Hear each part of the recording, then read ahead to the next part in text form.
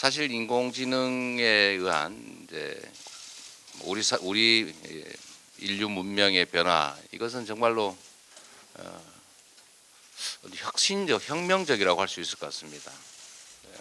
아마도 우리가 손에서 전자계산기를 놓고서 하는 것처럼 이제 곧 모든 지식과 정보는 인공지능을 통해서 얻는, 그리고 즉시 판단에 이용하는 그런 시대가 오지 않을까 생각합니다. 부작용에 대한 우려도 많고 또 기대도 많은 것 같습니다. 이건 그러나 인간이 만든 하나의 도구이기 때문에 부작용을 최소화하고 유용하게 사용하면 되는 것 아닌가 싶습니다.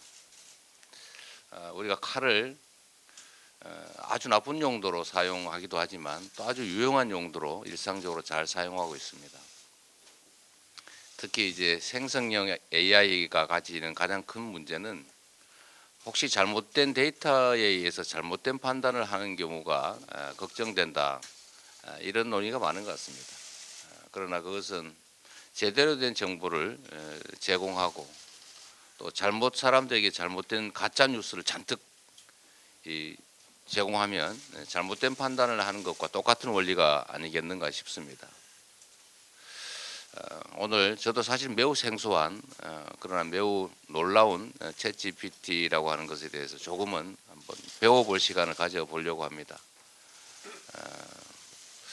또 우리가 피할 수 없다면 즐겨라라고 하는 말처럼 이 과학기술의 발전을 우리가 피할 수는 없는 것이고, 그렇다면 우리가 이를 최소한 선도하거나 잘 활용해서 우리 국민들의 삶을 풍요롭게 만들고 국가 발전에 유용한 도구로 사용하는 길을 찾아내야 되지 않을까, 그런 생각을 합니다.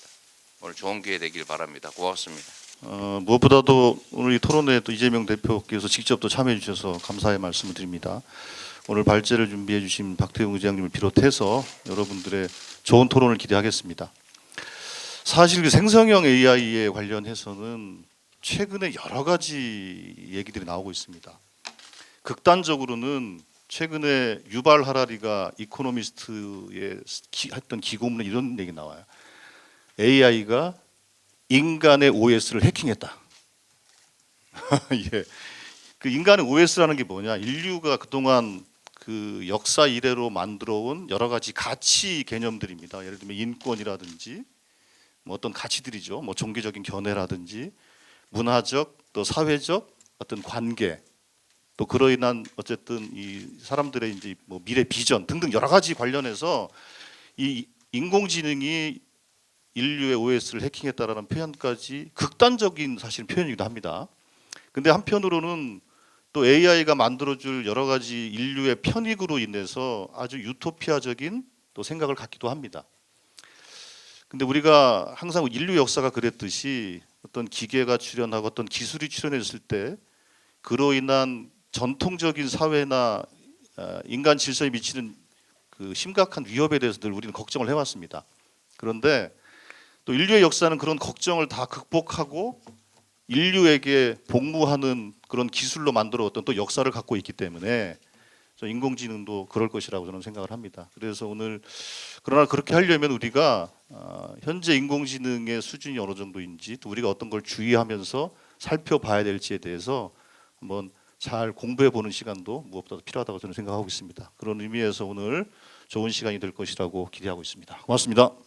백문이 불여일견이다, 이런 말이 있죠. 저도 잘 이 분야는 몰랐었는데 올 1월달에 핀란드를 방문한 적이 있습니다.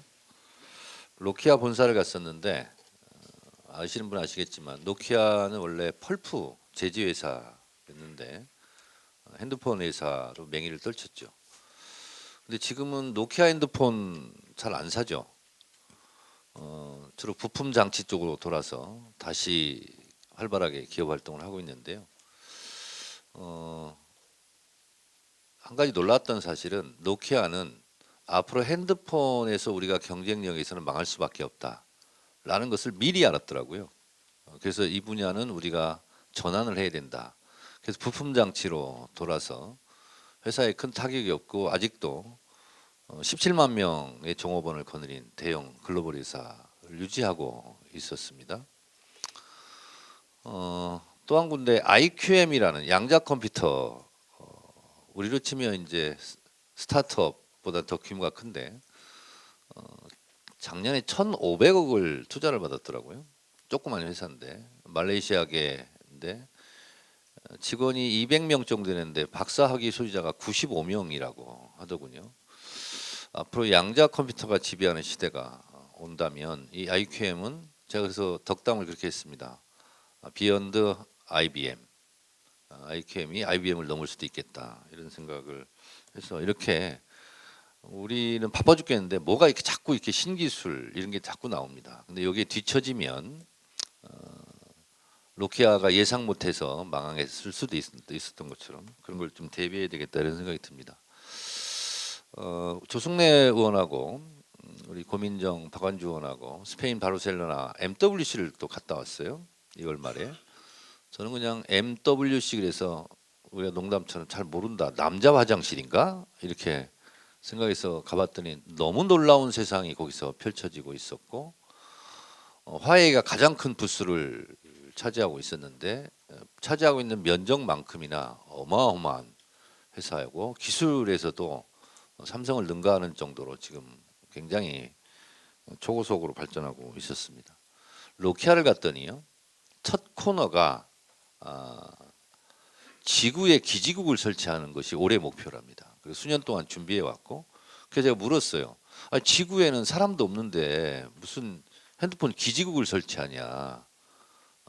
그랬더니 언젠가는 그럴 날이 올 것 아니냐. 그러니까 우리가 선점하기 위해서 달에 기지국을 설치하겠다. 그리고 올해 실현하겠다는 거예요. 저는 그거에 대한 홍보 효과가 저는 투자한 것보다 엄청날 거라고 생각을 합니다. 그래서 광고 말씀드립니다. MWC 바르셀로나 갔더니 혼자 보기 너무 아깝더라고요. 그래서 국회에서도 우리 국민들에게도 이런 볼거리 기회를 갖자. 그래서 최초로 제1회 국회 MWC를 다음 주 월요일, 화요일 이틀간 합니다. 5월 15일 11시. 이재명 대표도 참석할 예정인데요. 과기부 그리고 과방위 공동 주최로 합니다. 정말 놀라운 세계가 거기 안에 또 있습니다. 많은 관심을 가져주시고요. 이 챗 GPT 저도 이게 도대체 뭐지? 저는 처음에 그냥 지피지기해야 백전백승한다 그런 건가 이렇게 생각했는데 어떤 박사님이 지피지기한테 물어봐가지고 책까지 냈더라고요. 그 책을 제가 한번 읽어봤는데 드라마 작가, 시나리오 작가가 굉장히 앞으로 위협받는 시대가 올지도 모르겠다 이런 생각을 좀 했습니다. 아직은 저도 잘 모르는데 오늘 우리 박태웅 의장님을 비롯한 여러 패널들께서 좋은 말씀 주시는 거 잘 듣고 대한민국이 뒤처지지 않고 이 분야에서도 앞으로 나갈 수 있도록 조승래 의원 졸졸 따라다니면서 저도 일말의 도움이 되도록 노력하겠습니다. 고맙습니다. 기술들이 하나씩 나타나고 있는데 또 오늘 아침에도 이미 구글이 바드라는 그 대화형 AI를 출시했다고 발표를 했습니다. 근데 그 뉴스를 보면은 뭐 긍정적인 얘기도 있지만 상당히 부정적인 그 코멘트들도 많이 나오고 있습니다. 그 얘기는 이 생성형 AI가 과연 미디어 혁명이 될지 아니면은 미디어 쿠데타가 될지 모른다는 그런 얘기겠죠. 근데 그건 결국 우리 인간들이 어떻게 이것을 활용하느냐에 달려 있다고 봅니다. 물론 이제 법과 제도도 거기에 따라서 정비가 되고 제정이 돼야 되겠지만 정말 중요한 거는 저는 윤리라고 생각합니다. 이걸 만들어내고 이용하는 사람들의 윤리가 내재화되지 않으면은 인류에게 엄청난 어떤 해악을 끼칠지도 모른다는 생각을 하고 있습니다. 그리고 또 하나는 그런 윤리를 내재시키는 데 필요한 미디어 교육이 이루어져야 되는데 사실 우리나라에서 미디어 교육이 굉장히 홀대받거나 낮은 수준에서 취급되고 있습니다. 그리고 미디어 교육을 한다고 해봐야 윤리적인 측면이나 이런 것보다는 기술적으로 활용하는 쪽에만 치우치다 보니까 그런 부분에서 굉장히 취약한 측면들이 있습니다. 저는 오늘 이 자리가 우리가 어떤 그 챗 GPT 시대를 맞아서 이거를 발전시키고 활용하는 측면과 함께 윤리적인 측면에서 부작용을 최소화하는 방안이 무엇인가에 대한 그런 해답을 찾는 계기가 되기를 바랍니다. 감사합니다. 그래서 우리가 왜 챗GPT에 열광하게 되었을까? 크게 두 가지 이유가 있다고 생각을 해요. 하나는 거대 언어 모델의 불현듯 나타나는 능력입니다. 이때까지 볼 수가 없었던 인공지능은 사람처럼 추론할 수 없다.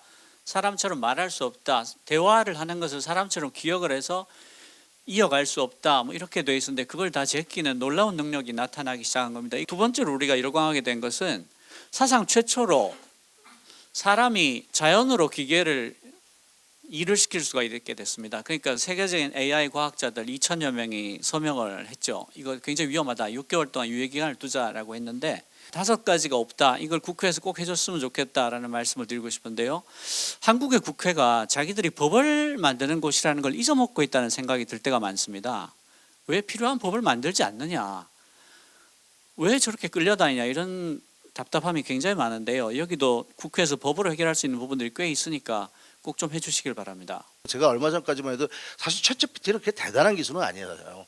실제 사용하다 보면. 근데 GPT-4하고 그 다음에 나오는 것들을 봤을 때 저는 깜짝 놀랐어요. 제가 여태까지 이 AI가 어떤 뭐 생각을 하느니 무슨 뭐 그 마인드를 얘기하느니 할 때마다 코웃음을 쳤거든요. 저 죽기 전엔 절대로 안 될 거다. 그런데 저 죽기 전에 될 수 있을 것 같다는 생각이 들어요. 그래서 이 부분에 대해서 여러분들이 여기 의원님들이 생각하시는 이상으로 인류 문명에 큰 변화가 올 수 있는 상황이고, 그리고 이게 일반 시민들한테 굉장히 큰 영향을 줄 수 있는 상황이고, 그 영향을 과연 미국의 기업들한테서 우리가 받을 것인지, AI 주권이라는 것은 우리가 어떻게 확보할 것인지, 우리들이 얼마나 더 신뢰할 수 있는 AI를 쓸 수 있게 만들 것인지에 대해서 굉장히 심각하게 생각하셔야 될 것 같아요.